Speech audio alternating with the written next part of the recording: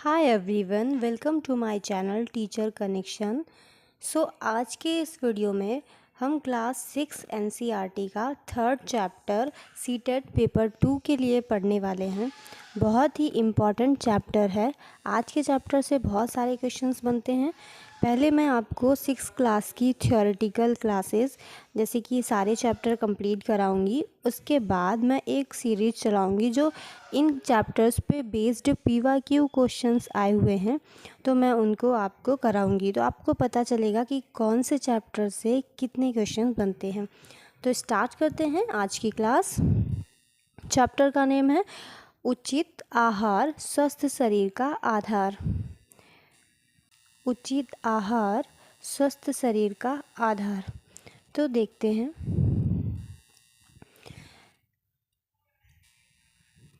NCERT में पहले इन्होंने न्यू एनसीईआरटी में पहले एक श्लोक दिया हुआ है, उसका अर्थ दिया हुआ है। ये श्लोक सुभाषित से लिया गया है। क्या श्लोक है? को रुकाह को रुकाह को रुकाह हित भूकाह मित भूकाह ऋत भूकाह।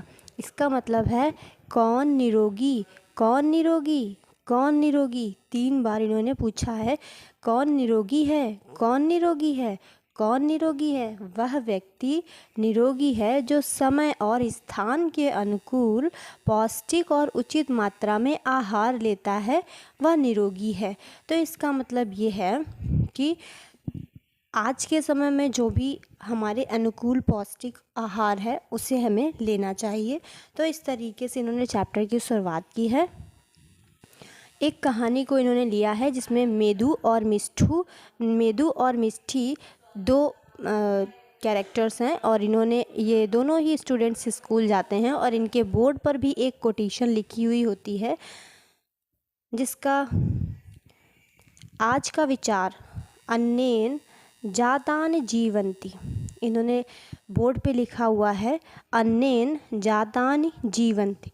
ये कहाँ से लिया गया है? ये एक सूक्ति है, तैत्तिरीय उपनिषद से लिया गया है। तैत्तिरीय उपनिषद से लिया गया है। हो सकता है कि आने वाले एग्ज़ाम में इससे भी क्वेश्चंस बने, तो हमें कुछ भी छोड़ना नहीं है। अन्नेन जातान जीवंती, और इसका अर्थ है आहार जीवित प्राणियों को भोजन देता है। इसका क्या अर्थ है? आहार जीवित प्राणियों को जीवन देता है। आहार जीवित प्राणियों को जीवन देता है। तो आगे देखते हैं। यहाँ तक आपको समझ में आ गया होगा। अब इन्होंने चैप्टर में स्टार्ट किया है हम क्या खाते हैं। मतलब ये चैप्टर फूड से रिलेटेड है, भोजन का चैप्टर है। तो हम देख लेते हैं आज इस चैप्टर में हम पूरा ओवरऑल क्या पढ़ने वाले हैं। तो 1 मिनट मैं आपको पूरा दिखाती हूँ कि इस चैप्टर में आज कितने टॉपिक हैं और हम क्या क्या पढ़ने वाले हैं। इस चैप्टर में हम क्या क्या पढ़ने वाले हैं। पहला तो इस चैप्टर में हम फर्स्ट टॉपिक पढ़ने वाले हैं हम क्या खाते हैं। इस चैप्टर का फर्स्ट टॉपिक है हम क्या खाते हैं। ओके। विभिन्न क्षेत्रों के आहार क्या क्या हैं। हम क्या खाते हैं में क्या आएगा? हम जो भी हमारा भोजन है, हमारी जो भी सब्जी दाल चावल रोटी, ये सब चीज़ें उस पे आएंगी। और विभिन्न क्षेत्रों के आहार क्या क्या होते हैं। अब अलग अलग क्षेत्र होते हैं ना हमारे भारत में, व्यंजनों में बहुत विविधता है। तो विभिन्न क्षेत्रों में क्या क्या भोजन होते हैं ये यहाँ पर हम पढ़ेंगे। फिर हम उसके बाद पढ़ेंगे कि भोजन के घटक क्या हैं, भोजन के कंपोनेंट क्या हैं। कार्बोहाइड्रेट, वसा, प्रोटीन, विटामिन, वृक्षांश, खनिज पदार्थ, ये सारे चीज़ भोजन के घटक के अंदर पढ़ेंगे। फोर्थ टॉपिक है संतुलित आहार, बैलेंस डाइट। तो क्या हमारा आहार संतुलित कैसे होता है और क्या क्या हमें खाना चाहिए बैलेंस डाइट में, ये हम यहाँ पर पढ़ेंगे। नेक्स्ट बहुत ही मोस्ट इम्पॉर्टेंट टॉपिक है मिलेट, मोटा अनाज, पोषक अनाज। ये बहुत ही इम्पॉर्टेंट टॉपिक है। इस पर हमारी गवर्नमेंट ने बहुत ज़ोर दिया हुआ है। आज के टाइम पे मोटा अनाज हमारे लिए बहुत इम्पॉर्टेंट है। ज्वार, बाजरा, ये सारी चीज़ें इसमें आएंगी, ये भी हम पढ़ेंगे। लास्ट मोस्ट इम्पॉर्टेंट टॉपिक है खाद्य मील। खाद्य मेल खेत से थाली तक, मतलब खेत से थाली तक भोजन कैसे बनता है, कैसे आता है, ये सारा जो एक साइकिल है इसको हम पढ़ेंगे। खेत से थाली तक हमारा भोजन कैसे आता है, तो आज हम ये सारे चैप्टर्स इसमें पढ़ने वाले हैं। तो देखते हैं। सो फर्स्ट टॉपिक हमारा है हम क्या खाते हैं। हम क्या खाते हैं। हम सभी प्रतिदिन आहार लेते हैं, हमारे दैनिक जीवन का एक अनिवार्य घटक है। आपके द्वारा एक सप्ताह में प्रतिदिन खाए गए पदार्थों के नाम वगैरह सूचीबद्ध करना, मतलब ये बच्चों को सिखाना है। हम प्रतिदिन जो आहार लेते हैं ना, वो हमारे दैनिक जीवन का घटक है। तो आहार से ही हमें ऊर्जा मिलती है। आगे देखते हैं इन्होंने क्या बताया है। नेक्स्ट टॉपिक है हमारा विभिन्न क्षेत्रों के आहार। कि भारत में बहुत सारे क्षेत्रों में क्या क्या आहार हैं जो खाए जाते हैं, क्या क्या भोजन है जो कि पारंपरिक रूप से खाए जाने वाले आहार और उगाई जाने वाली फसलों के प्रकारों का पता लगाना, मतलब क्या क्या चीज़ें हैं। ये देखिए, राज्य स्तर पर उगाई जाने वाली फसलें, खाए जाने वाले कुछ पारंपरिक पदार्थ और पेय, पूरा बहुत सुंदर तरीके से इसमें समझाया गया है। यहाँ से भी बहुत सारे क्वेश्चंस बनते हैं, ईवीएस में भी बनते हैं और पेपर 2 साइंस में भी बनते हैं। जैसे कि पंजाब में मक्का, गेहूँ, चना, दालें, ये सब फसलें उगाई जाती हैं। मक्का, गेहूँ, चना, दालें। मक्के की क्या बनती है, रोटी बनती है। सरसों का साग बनता है। छोले भटूरे, पराठा, हलवा, खीर, ये सारे फेवरेट फूड्स हैं वहाँ पर खाए जाने वाले, ये ट्रेडिशनल फूड्स हैं। कुछ पीने वाले फूड, लस्सी, छाछ, दूध, ये सब पेय पदार्थ हैं जो कि वहाँ के स्पेशली हैं। नेक्स्ट हमारा स्टेट है कर्नाटक में क्या क्या फसलें उगाई जाती हैं। चावल, रागी, उड़द, नारियल। चावल, रागी, उड़द, नारियल का यहाँ पर खाए जाने वाले पारंपरिक खाद्य पदार्थ कौन से हैं। इडली, डोसा, सांभर, नारियल चटनी, रागी मुंडे, पाल्या, रसम, चावल, ये सब यहाँ के मोस्ट फेवरेट फूड हैं, खाए जाने वाले पारंपरिक खाद्य पदार्थ हैं। और पीने वाले पदार्थ है छाछ, कॉफ़ी, चाय। नेक्स्ट स्टेट है हमारा मणिपुर में चावल, बांस और सोयाबीन की खेती होती है। चावल, बांस और सोयाबीन की खेती होती है। मटर, हरे प्याज की तरी यानी कि सब्जी, सिंगजू और कांग सोई, ये चीज़ें वहाँ पर, चावल, इरोम्बा, चटनी, उती, पीली मटर जिसे बोलते हैं, ये सब वहाँ पर फेमस है। और बिना दूध की चाय, ब्लैक टी वहाँ पर फेमस है। आगे देखते हैं। आई होप आपको यहाँ तक समझ में आया होगा। तो हमारे जितने भी पारंपरिक आहार हैं ना, हर स्टेट के अलग अलग काफ़ी विविधता दिखाई देती है। तो अब सिर्फ हमारे भोजन में विविधता नहीं है, बल्कि उनको बनाने के तरीक़ों में भी विविधता है। समय के साथ भोजन पकाने की जो पद्धतियां हैं ना, वो भी परिवर्तित हुई हैं। तो हमारी खान पान की आदतें परिवर्तित हुई हैं, हमारे खाना बनाने के तरीके परिवर्तित हुए हैं। समय के साथ हमारा सब कुछ चेंज हुआ है खाने के परिप्रेक्ष्य में। तो देखिए, जब पहले पुराने टाइम में पारंपरिक चूल्हे का यूज किया जाता था, आधुनिक गैस चूल्हा आ गया।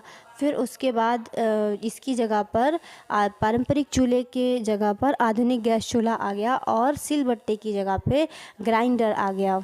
तो ये हमारे जो तरीके हैं ना खाने पीने के और खाना बनाने के, ये बदल गए।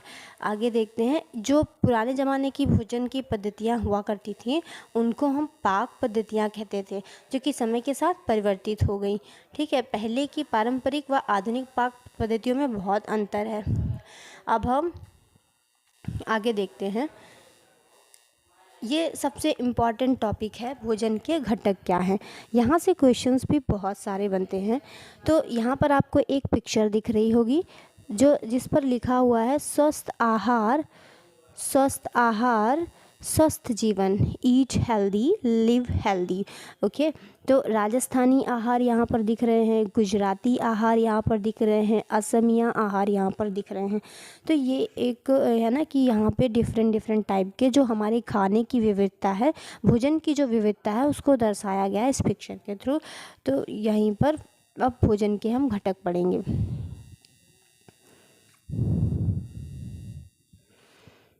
देखते हैं भोजन हमारे लिए कितना इम्पॉर्टेंट है। पहली बात तो हम ये जान लेते हैं कि भोजन क्या होता है। पहली बात हम क्या जानते हैं कि भोजन होता क्या है और भोजन हमारे लिए कैसे बहुत इम्पॉर्टेंट है। भोजन कैसे इम्पॉर्टेंट है, तो ये जान लेना बहुत इम्पॉर्टेंट है। भोजन क्या होता है? भोजन वह है खाद्य पदार्थ है। भोजन क्या है? भोजन वह खाद्य पदार्थ है जो जीवों को ऊर्जा प्रदान करता है। क्या करता है? जीवों को ऊर्जा प्रदान करता है। भोजन वह खाद्य पदार्थ है जो जीवों को ऊर्जा प्रदान करता है। भोजन वह खाद्य पदार्थ है जो जीवों को ऊर्जा प्रदान करता है। जीवों को ऊर्जा प्रदान करता है। ओके, अब भोजन तो हमने पता लगा लिया कि ये ऊर्जा प्रदान करता है, पर अगर हम भोजन ना करेंगे तो क्या होगा? जब हम कुछ समय तक भोजन नहीं करते हैं तो हम थका हुआ, कमज़ोर या कम ऊर्जावान अनुभव करते हैं। और जैसे कि एक मैराथन धावक दौड़ के समय क्या करता है? उसके पश्चात ग्लूकोज युक्त पानी पीता है। ठीक है, तो भोजन क्या होता है और भोजन ना करने से क्या प्रॉब्लम आती है, ये भी हम देख चुके हैं। अब हम आगे बढ़ते हैं। ग्लूकोज क्या है? ग्लूकोज शरीर को तुरंत ऊर्जा प्रदान करता है। ग्लूकोज क्या करता है? शरीर को तुरंत ऊर्जा प्रदान करता है। कार्बोहाइड्रेट्स का क्या काम है? ग्लूकोज एक कार्बोहाइड्रेट है। कार्बोहाइड्रेट्स का क्या काम है? हमारे आहार में ऊर्जा के प्राथमिक स्रोत होते हैं कार्बोहाइड्रेट। ऊर्जा का कैसा स्रोत है कार्बोहाइड्रेट? तो प्राथमिक स्रोत है, प्राथमिक स्रोत है। विभिन्न प्रकार के अनाज जैसे गेहूं है, चावल, मक्का, साग, ये सारी चीज़ें क्या होती हैं? भांजी जैसे आलू, शकरकंद, ये सब तथा अनेक प्रकार के फल जैसे केला, अनानास, आम में कार्बोहाइड्रेट पाया जाता है। तो किन किन चीज़ों में कार्बोहाइड्रेट पाया जाता है? आलू में, गन्ना में, केला में, अनानास में, आम में कार्बोहाइड्रेट पाया जाता है। मक्का में कार्बोहाइड्रेट पाया जाता है। बाजरा में कार्बोहाइड्रेट पाया जाता है। चावल में, गेहूं में, शकरकंद। ये एग्जाम्पल्स पूछे जाते हैं एग्ज़ाम में कि क्या कौन से कार्बोहाइड्रेट के एग्जाम्पल हैं, कौन से वसा के एग्जाम्पल हैं। तो कार्बोहाइड्रेट में क्या होता है? कार्बोहाइड्रेट में कार्बन, हाइड्रोजन एवं ऑक्सीजन का एक यौगिक है। कार्बोहाइड्रेट किसका यौगिक है? तो मैं आपको कार्बोहाइड्रेट थोड़ा सा और अच्छे से बताती हूँ। पहले है कि भोजन से हमारे शरीर में होता क्या है। मैं आपको बताती हूँ भोजन से और हमारे शरीर में क्या होता है। भोजन से हमारे शरीर में और क्या होता है? भोजन से हमारे शरीर को वो सारी चीज़ें मिलती हैं जिससे कि शरीर की वृद्धि और विकास में सहायक होती है। शरीर की वृद्धि और विकास में सहायक होता है भोजन। शरीर की वृद्धि और विकास में सहायक होता है भोजन। और क्या वर्क होता है? हमें स्वस्थ रखने में भी मदद करता है भोजन। हमें स्वस्थ रखने में भी मदद करता है भोजन। ओके, और उसके बाद क्या होता है? भोजन से जो पोषक तत्व मिलते हैं उनको ही हम भोजन के घटक बोलते हैं। जो पोषक तत्व मिलते हैं ना, उन्हीं को हम भोजन के घटक बोलते हैं। जितने भी पोषक तत्व हमें मिलते हैं उनको ही भोजन के घटक बोलते हैं। कार्बोहाइड्रेट, वसा, प्रोटीन, विटामिन्स, रुक्षांश, खनिज, जल, ये सब भोजन के घटक हैं। आहारी रेशे बोलते हैं रुक्षांश को। ओके, तो अब कार्बोहाइड्रेट की बात हो रही है, तो कार्बोहाइड्रेट क्या है? कार्बोहाइड्रेट एक सरल रूप है। कैसा रूप है और किसका रूप है? सरल रूप है कार्बोहाइड्रेट ग्लूकोज का। सरल रूप है कार्बोहाइड्रेट ग्लूकोज का। और इस कार्बोहाइड्रेट में क्या क्या होता है? एक तो कार्बन होता है, कार्बोहाइड्रेट में क्या क्या होता है, एक तो कार्बन होता है और कार्बन के साथ साथ हाइड्रोजन होता है, हाइड्रोजन होता है और ऑक्सीजन। कार्बोहाइड्रेट कार्बन, हाइड्रोजन और ऑक्सीजन का यौगिक होता है। ऑक्सीजन का यौगिक होता है।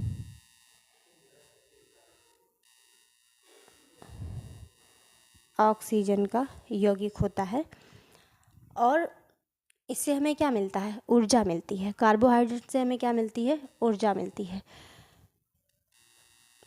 सामान्य चीनी भी एक प्रकार का क्या है, कार्बोहाइड्रेट है। लड्डू की मुख्य सामग्री है बेसन, आटा, घी, गुड़। अब हम सेकंड देखते हैं, लड्डू की मुख्य सामग्री क्या है, बेसन है, आटा है, घी है, गुड़ है, चीनी है, गोंद है, अनेक प्रकार के मेवे हैं।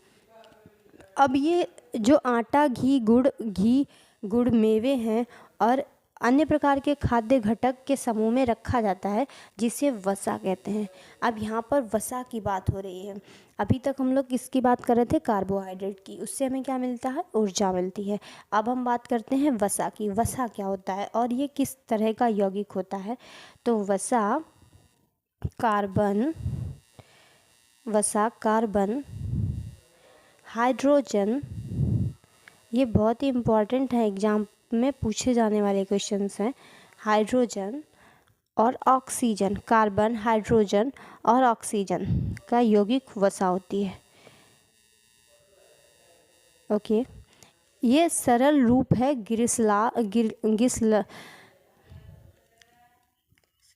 ये सरल रूप है ग्लिसरॉल का और वसा अम्ल का।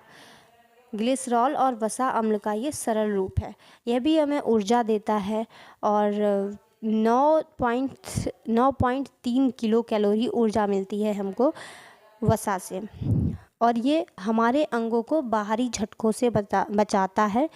हमारे शरीर के लिए घात रोधी आवरण, कैसा आवरण देता है, घात रोधी आवरण देता है। और क्या करता है, हमारे अंगों को घातरोधी आवरण प्रदान करता है और हमारे अंगों को बाहरी झटकों से बचाता है और ऊर्जा का संचयित स्रोत है। वसा ऊर्जा का संचयित स्रोत है। वसा ऊर्जा का कैसा रूप है,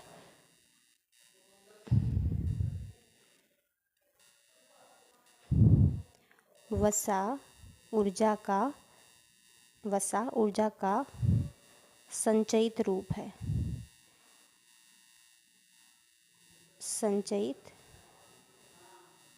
रूप है। ओके, वसा हमें दूध, पनीर, मक्खन, घी, अंडा, मीट, मछली, बादाम, मूंगफली, अखरोट, इन चीज़ों से मिलती है। वसा के स्रोत पादप और जंतु आधारित दोनों ही है। वसा के स्रोत पादप और जंतु आधारित दोनों हैं। मूंगफली, अखरोट, ये सब मैंने आपको बता दिया। अब आप पिक्चर में देख सकते हैं, मक्खन है, पिस्ता है, सूरजमुखी के बीज, अखरोट, मूंगफली, सोयाबीन, तिल, काजू, बादाम, दही, ये सारे वसा के स्रोत हैं। आगे बढ़ते हैं। आई होप आपको समझ में आ रहा होगा। आपको वीडियो अच्छी लग रही है तो लाइक कर दीजिए, चैनल को सब्सक्राइब कर लीजिए और अपने फ्रेंड्स के साथ शेयर कीजिए। जितने भी लोग सीटेट की प्रिपरेशन कर रहे हैं वो सब लोग फर्स्ट टाइम में अपना सीटेट क्लियर कीजिए। कार्बोहाइड्रेट, वसा हमें विभिन्न गतिविधियों के लिए ऊर्जा भी प्रदान करती है। कार्बोहाइड्रेट और वसा दोनों ही, इस कारण से इन्हें ऊर्जा प्रदायी भोजन का नाम दिया गया है। हमारे शरीर में वसा ऊर्जा का एक संग्रही स्रोत है, ये मैंने आपको अभी बताया। अब देखते हैं, यहाँ पर एक बहुत अच्छा एग्जाम्पल दिया हुआ है ध्रुवीय भालू का। ध्रुवीय भालू की त्वचा के नीचे बहुत अधिक वसा एकत्रित हो जाती है। यह वसा ऊर्जा स्रोत के रूप में मुख्य कार्य करती है। यह उनकी महीनों लंबी सर्दियों की नींद की अवधि शीत निष्क्रियता के समय बिना खाए जीवित रहने में सहायता करती है। बहुत अच्छा एग्जाम्पल है। नेक्स्ट हमारे भोजन के घटक में नेक्स्ट शुरू हुआ है प्रोटीन। अब तक हमने क्या पढ़ा, कार्बोहाइड्रेट, वसा। अब हम पढ़ रहे हैं प्रोटीन। कार्बोहाइड्रेट और वसा दोनों ही ऊर्जा का स्रोत हैं। वसा ऊर्जा का संचयित स्रोत है। अब देखते हैं प्रोटीन क्या है। तो प्रोटीन हमारे आहार का एक महत्वपूर्ण भाग है। दुग्ध उत्पाद और दालें प्रोटीन के अच्छे स्रोत होते हैं। खिलाड़ियों को अपनी मांसपेशियां बनाने के लिए अधिक मात्रा में प्रोटीन की आवश्यकता होती है। कई लोग प्रोटीन पौधों के साथ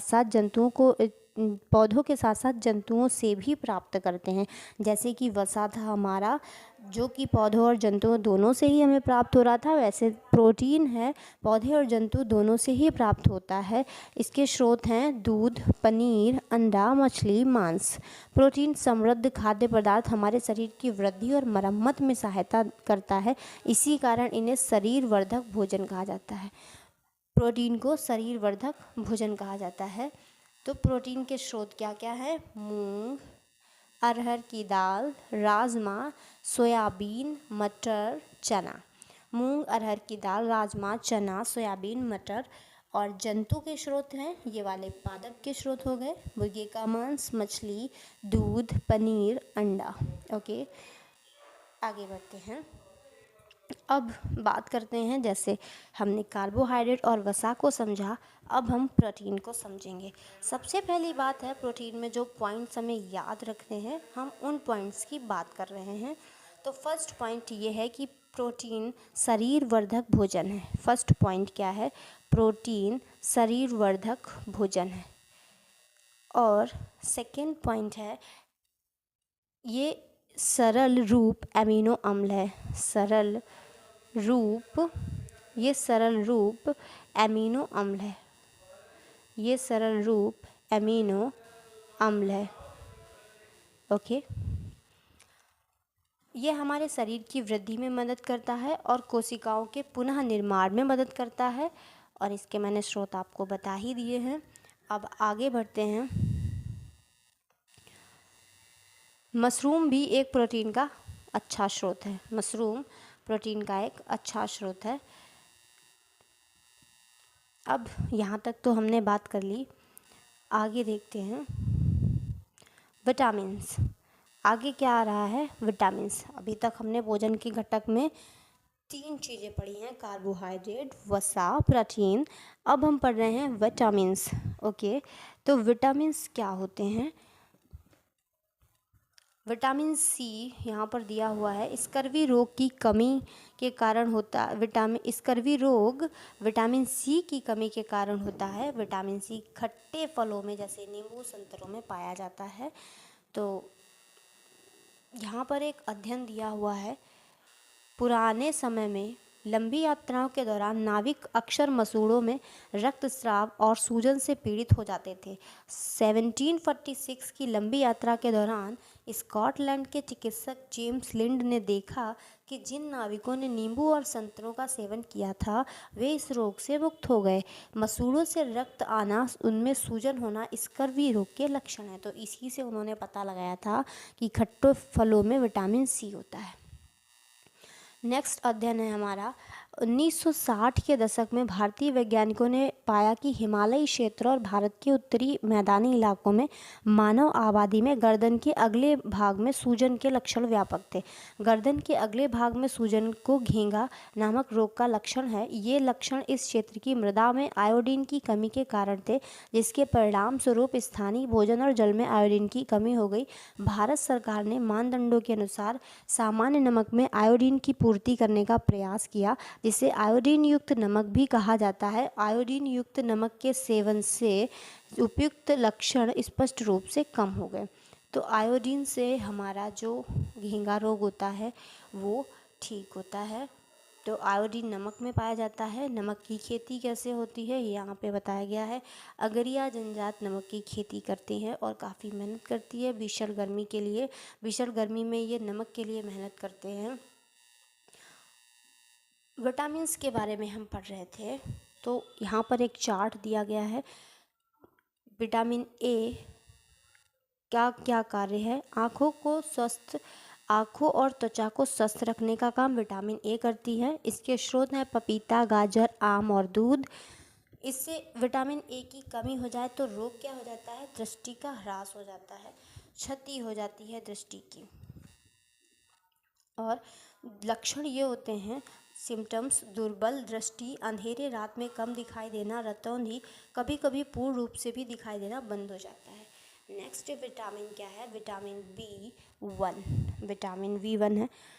फर्स्ट जो चैप्टर था हमारा 6 क्लास का, उसमें मैंने आपको विटामिन्स लर्न कराए हैं और विटामिन से होने वाले रोग भी बताए हैं और उनकी ट्रिक भी बताई है और इनके रासायनिक नेम भी बताए हैं। तो आप फर्स्ट जो चैप्टर का लिंक है वीडियो का मैं डिस्क्रिप्शन में दे दूँगी, आप उसको बिल्कुल भी देखना ना भूलिएगा। तो विटामिन B1 का क्या कार्य है? हृदय को स्वस्थ रखना और शरीर को विभिन्न कार्य में सहायता करता है। इसके स्रोत हैं फलियां, मेवे, संपूर्ण अनाज, बीज, दूध से बने पदार्थ। बेरी रोग हो जाता है। इसके सिम्टम्स हैं सूजन, हाथों और पैरों में जलन, झंझनाहट, सांस लेने में परेशानी होना। ये सारे एग्जाम में पूछे जाने वाले क्वेश्चन हैं। मैं आपको बहुत सारे क्वेश्चन विटामिन के कराऊंगी PYQ के। सीटेट पेपर 2 बहुत अच्छा होगा आपका साइंस का। शरीर के रोगों से बचाता, विटामिन C क्या करता है? शरीर को रोगों से बचाता है। आंवला, अमरूद, हरी मिर्च, संतरा, नींबू इसके स्रोत हैं। स्कर्वी रोग हो जाता है विटामिन C की कमी से। अभी हमने पढ़ा मसूड़ों से खून आना, घाव भरने में अधिक समय लगना, इसके सिम्टम्स होते हैं। नेक्स्ट हमारा है विटामिन D। विटामिन D बहुत इम्पॉर्टेंट है। अस्थि और दांतों के स्वास्थ्य के लिए शरीर में कैल्शियम के अवशोषण में सहायक होता है विटामिन D। और सूर्य का प्रकाश, दूध, मक्खन, मछली, मांस, मछली, अंडा इसके प्रमुख स्रोत हैं। सूर्य का प्रकाश, दूध, मक्खन, मछली, अंडा। विटामिन D की कमी से रिकेट्स नाम का रोग हो जाता है। अस्थियां मुलायम होकर के मुड़ जाती हैं। नेक्स्ट है हमारा कैल्शियम। हमारी अस्थियों और दांतों को स्वस्थ रखता है कैल्शियम। कैल्शियम के स्रोत हैं दूध, सोया दूध, दही, पनीर। अस्थि और दंत क्षय इसकी कमी से हो जाता है और दुर्बल अस्थियां दंत क्षय सिम्टम्स हैं। नेक्स्ट हमारा है आयोडीन, जिसको हमने अभी देखा। आयोडीन शारीरिक और मानसिक क्रियाओं में सहायक होता है। आयोडीन युक्त नमक, सिंघाड़ा, समुद्री शैवाल में आयोडीन इसके स्रोत हैं। घेंघा, गॉइटर रोग या गंडमाला, जो गले में गिल्टियाँ हो जाती हैं बड़ी बड़ी, वो आयोडीन की कमी से होती हैं। गर्दन के अग्र भाग में सूजन होती है। अगला है हमारा आयरन, लौह तत्व। रक्त का महत्वपूर्ण घटक है आयरन। हरे पत्तेदार साग और चुकंदर इसके अनार इसके स्रोत हैं। खून की कमी, एनीमिया, रक्ताल्पता रोग है आयरन की कमी से होने वाला। दुर्बलता व सांस लेने में कठिनाई इसके सिम्टम्स हैं। तो बहुत अच्छा चार्ट था और आपको लर्न कर लेना है, इससे बहुत सारे क्वेश्चंस बनते हैं। अब हम विटामिन को फिर से एक बार देख लेते हैं, जैसे हमने सारी चीज़ों को देखा। तो विटामिन्स कई प्रकार के होते हैं। आपने vitamin A, B1, C, D सारे देखे और इनका प्रयोग सबसे पहले फंक ने किया था। इनका प्रयोग, विटामिन शब्द का प्रयोग सबसे पहले फंक ने किया था। और ये हम रोगों से हमारी रक्षा करते हैं और इनकी ज़रूरत हमें अल्प मात्रा में होती है। कितनी मात्रा में होती है? अल्प मात्रा में होती है, लेकिन ये बहुत इम्पॉर्टेंट होते हैं। फल, सब्जियां, दूध, अंडा, सोयाबीन आदि में ये मिलती हैं। विटामिन और खनिज, कैल्शियम, आयोडीन। अब इसमें खनिज थे कैल्शियम, आयोडीन और आयरन। खनिजों की कमी से और विटामिन की कमी से होने वाले रोगों का विकार कैसे ठीक कर सकते हैं, आपने पूरा चार्ट में देख लिया। दूध, पपीता, आम, गाजर ये विटामिन के स्रोत हैं। विटामिन A के स्रोत हैं। विटामिन B1 के स्रोत हैं गेहूं, अलसी के बीज, दूध, पनीर, चावल, कद्दू के बीज। और विटामिन C के स्रोत हैं संतरा, नींबू, अमरूद, हरी मिर्च, आंवला, टमाटर। विटामिन D दूध, मछली, मक्खन, अंडा, मशरूम। और इसके साथ ही हमारा विटामिन अब फिनिश होता है। तो शरीर की वृद्धि और रोगों से सुरक्षा, रोगों को ठीक करने में सहायता, ये सब पोषक तत्वों में कार्बोहाइड्रेट, प्रोटीन, वसा, विटामिन और खनिज सम्मिलित हैं। ये हमारे आहार का प्रमुख हिस्सा भी हैं। विटामिन और खनिजों को सुरक्षात्मक पोषक तत्व भी कहा जाता है। ये पोषक तत्व हमारे शरीर को रोगों से बचाते हैं। और दूध, हरे साग, फल, साबुत अनाज खाने की हमें सलाह दी जाती है। तो आगे देखते हैं।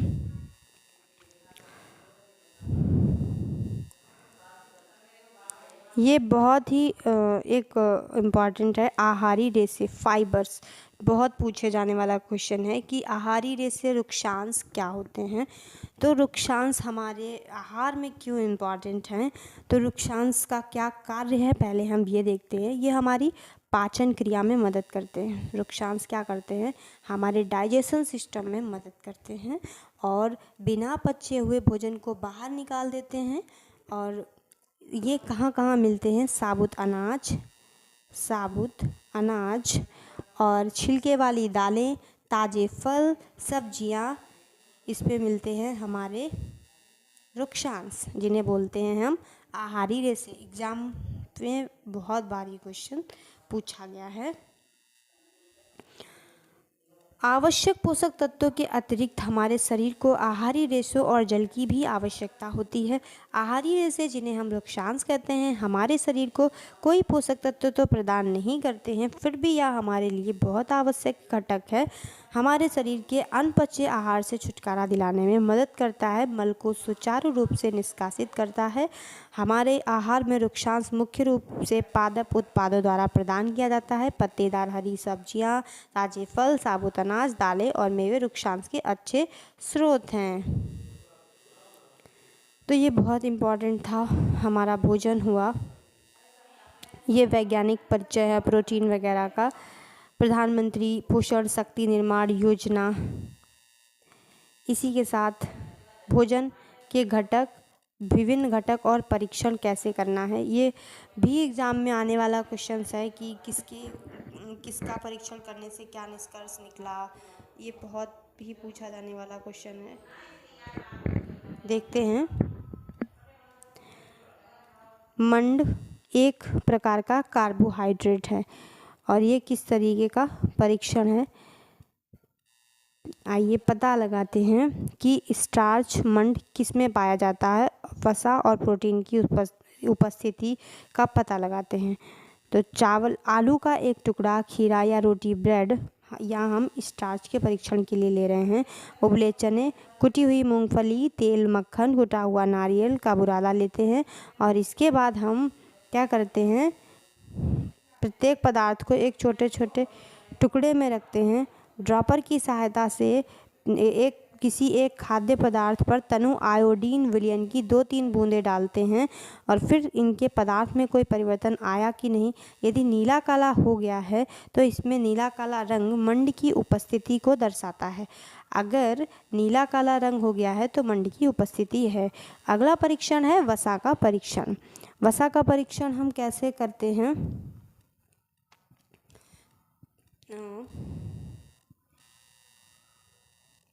प्रत्येक खाद्य पदार्थ के एक छोटे भाग के कागज़ को अलग अलग टुकड़ों पर रखते हैं, फिर खाद्य पदार्थ को कागज़ में लपेटते हैं और फिर उसके बाद ये याद रखते हैं कागज़ फटे नहीं। और फिर खाद्य पदार्थ में कुछ पानी है तो कागज़ को सूखने देते हैं। फिर क्या करते हैं, अगर कागज़ पर तैलीय धब्बा बन जाता है तो हमें पता लगता है कि इसमें वसा की उपस्थिति है, तेल या मक्खन की उपस्थिति है। एक तैलीय धब्बा छोड़ देगा जिससे हम वसा का परीक्षण कर पाएंगे, वसा का पता लगा पाएंगे। थर्ड हमारा है प्रोटीन का परीक्षण। प्रोटीन का परीक्षण, यदि खाद्य पदार्थ ठोस है तो खरल और मूसल का उपयोग करके उसका पेस्ट बनाएंगे, चूर्ण बना लेंगे। और फिर इसमें कुछ सावधानियां भी दी गई हैं कि हमें मुंह वगैरह में नहीं डालना है। प्रत्येक खाद्य पदार्थ का लगभग आधा चम्मच एक अलग साफ परख नली में डालेंगे, उसमें 2-3 चम्मच पानी डालेंगे और अच्छी तरह हिलाएंगे। ड्रॉपर का उपयोग करके प्रत्येक परख नली में कॉपर सल्फेट विलयन की 2 बूंदें डालेंगे। अब कास्टिक सोडा विलयन की 10 बूंदें डालेंगे। परख नली को अच्छी तरह से हिलाएंगे, कुछ मिनट तक ऐसे ही रखे रहने देंगे। फिर क्या होगा, कुछ परख नलियों का पदार्थ बैंगनी रंग का हो जाता है। अगर बैंगनी रंग हो गया है तो प्रोटीन की उपस्थिति को दर्शाता है। अगर पदार्थ का रंग बैंगनी रंग का हो गया है तो प्रोटीन की उपस्थिति को दर्शाता है। तो पहला था वसा की उपस्थिति। वसा की उपस्थिति हमें कैसे पता चल रही थी? अगर नीला काला हो गया है पदार्थ तो, और उसमें 2-3 बूंद हम आयोडीन की डालते थे। ठीक है। नेक्स्ट हमारा परीक्षण था अगर हमारा बैंगनी रंग का हो जाता है तो उसमें हम बैंगनी रंग में हम क्या, बैंगनी रंग का ये लिखा हुआ है, बैंगनी रंग का अगर हो जाता है तो वहाँ पे प्रोटीन की उपस्थिति है, और अगर नीले काले रंग का हो जाता है तो वहाँ पे वसा की उपस्थिति है। इस तरीके से हमने ये देखा। अब हम आगे बढ़ते हैं और बहुत ही प्यारा टॉपिक है बैलेंस डाइट, संतुलित आहार। संतुलित आहार पोषक तत्वों के प्रकार और मात्रा की आवश्यकता आयु, लिंग, शारीरिक गतिविधि, स्वास्थ्य स्थिति, जीवन शैली के इत्यादि के अनुसार अलग अलग हो सकती है। इसी को हम संतुलित आहार कहते हैं। जो हमारे ये देखिए आलू के चिप्स हैं, इसमें पोषण संबंधी जानकारी लिखी हुई है। भुने हुए चने, इन सब को हमें किस मात्रा में लेना है, और ये पूरा चार्ट बना हुआ है जिससे हम ये समझते हैं कि हमें ये कितनी मात्रा में लेने हैं।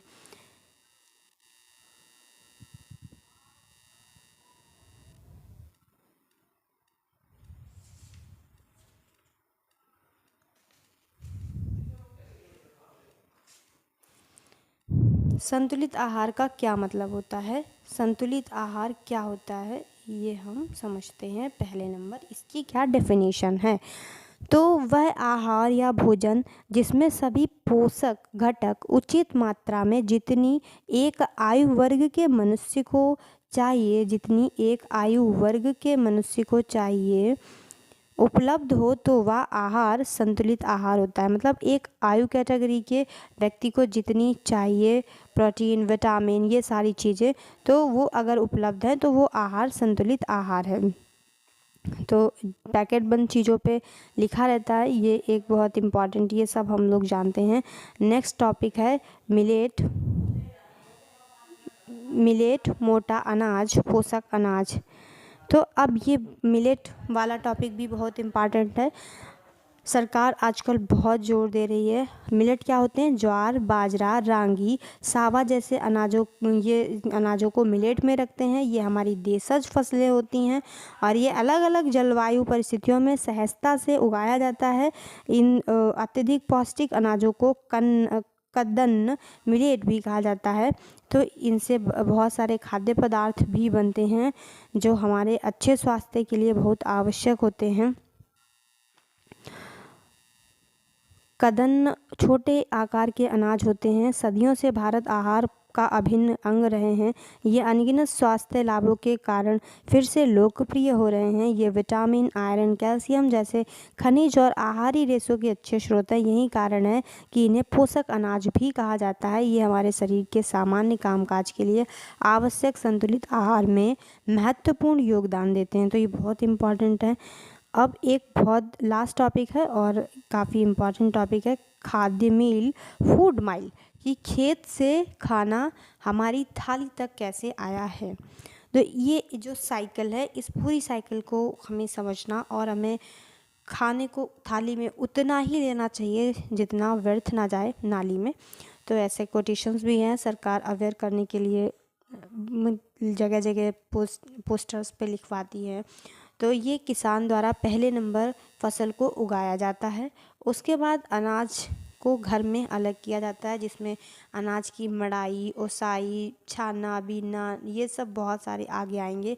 किस तरह से हम अनाज को रखते हैं, साफ़ करते हैं खेतों से ला करके। उसके बाद हम उन अनाजों का मील्स में भंडारण करते हैं और भंडारण करने के बाद हम अनाज को पीसते हैं और उसको पैक करते हैं, फिर दुकानों तक पहुंचाते हैं और इस तरह से हमारी थाली तक हमारा भोजन आता है। तो हमें भोजन की बहुत ही केयर करनी चाहिए और जिनके पास भोजन नहीं है उन तक हमें खाना पहुंचाना चाहिए। गेहूं या किसी अन्य पदार्थ के थैले द्वारा उत्पादक से उपभोक्ता तक तय की गई कुल दूरी को उसका खाद्य मील या फूड माइल कहते हैं। खाद्य मील को कम करना महत्वपूर्ण है क्योंकि इससे परिवहन के दौरान लागत प्रदूषण को कम करने में सहायता मिलती है। इससे स्थानीय किसानों को व्यवसाय में सहायता मिलती है और हमारे भोजन को अधिक ताज़ा और स्वास्थ्यवर्धक बनाता है। तो हमें इस दूरी को कम करना ज़रूरी है। ये देखिए, बहुत सारे लोग भोजन को बर्बाद करते हैं। हमें बिल्कुल भी भोजन को बर्बाद नहीं करना चाहिए। बहुत मेहनत लगती है, उसके बाद भोजन बनता है। अब हम पढ़ेंगे पूरा सारांश चैप्टर क्या क्या था। इस चैप्टर को हमने क्या इस चैप्टर में समझा है, तो आपने इस चैप्टर में 4-5 टॉपिक पढ़े जो कि बहुत इम्पॉर्टेंट थे। पहला था खाना, हम क्या खाते हैं। दूसरा था हमारे विभिन्न क्षेत्रों के आहार। तीसरा था भोजन के घटक, जिसमें हमने विटामिन्स, कार्बोहाइड्रेट, रक्षांश, प्रोटीन, ये सारी चीज़ें पढ़ी। उसके बाद भोजन कैसे हमारी थाली तक आता है और मिलेट हमारे लिए किस तरीके से इम्पॉर्टेंट है और कैसे भारत के अलग अलग राज्यों में खानों की विविधता है। तो हमने बहुत सारा आज इस चैप्टर में पढ़ा है। अब इस पूरे चैप्टर को एक बार रिवाइज कर लेते हैं। संपूर्ण भारत में लोग विविध प्रकार का आहार लेते हैं, जिसमें विभिन्न खाद्य घटक उपस्थित होते हैं। किसी क्षेत्र में की जाने वाली खाद्य फसलों की खेती, विभिन्न प्रकार के आहार की उपलब्धता, स्वाद, प्राथमिकताओं, संस्कृति और परंपराओं के अनुसार खान पान की आदतें भी भिन्न हो सकती हैं। तो ये सारी हम लोगों की जो खाने की आदतें और बनाने की आदतें हैं, ये भी भिन्न भिन्न है। समय के साथ पाक पद्धतियाँ परिवर्तित होती गईं। खाना पकाने के पारंपरिक और आधुनिक तरीकों में बहुत अंतर हुआ। आहार हमें ऊर्जा प्रदान करते हैं और हमारे शरीर की वृद्धि और विकास में सहायता करते हैं, हमें स्वस्थ रहने में मदद करते हैं और रोगों से हमें बचाते हैं। हमारे आहार में प्रमुख पोषक तत्व कार्बोहाइड्रेट, प्रोटीन, वसा, विटामिन और खनिज हैं। इसके अतिरिक्त आहारी रेशे, जल और भोजन भी आवश्यक घटक हैं। कार्बोहाइड्रेट और वसा प्राथमिक ऊर्जा का स्रोत होते हैं, ये मैंने आपको पहले बताया। और जबकि प्रोटीन शरीर वर्धक पोषक तत्व हैं। प्रोटीन और खनिज हमारे शरीर को मजबूत बनाते हैं और हमें संक्रमण और बीमारियों से बचाते हैं और स्वस्थ रखते हैं। संतुलित आहार उचित मात्रा में सभी अनिवार्य पोषक तत्व प्रदान करता है। इसमें पर्याप्त मात्रा में आहारी रेशे और जल उपलब्ध होता है। लंबे समय तक हमारे आहार में एक या अधिक पोषकों की कमी से रोग या विकार हो सकते हैं। जंक फूड हमारे लिए बिल्कुल हमारे स्वास्थ्य के लिए हानिकारक है, क्योंकि उनमें शर्करा और वसा की मात्रा अधिक होती है। प्रोटीन, खनिज, विटामिन, आहारी रेशे कम होते हैं। मिलेट मोटा अनाज हमारे लिए बहुत इंपॉर्टेंट है। पोषक अनाज बोलते हैं। ये हमारे शरीर को सामान्य कार्य करने के लिए आवश्यक मात्रा में पोषक तत्व प्रदान करते हैं। इनकी खेती विभिन्न जलवायु परिस्थितियों में आसानी से की जा सकती है। स्थानीय स्तर पर उगाया हुआ तथा पौधों से मिलने वाले खाद्य पदार्थों का सेवन न केवल हमारे शरीर को स्वस्थ रखता है, बल्कि हमारे पर्यावरण और हमारे ग्रह पृथ्वी के लिए भी अच्छा है।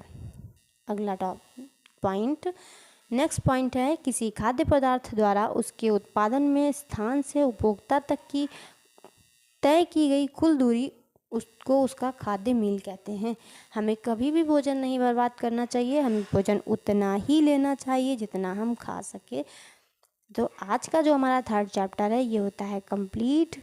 Thanks for watching this video and channel को लाइक करें, सब्सक्राइब करें एंड शेयर करें।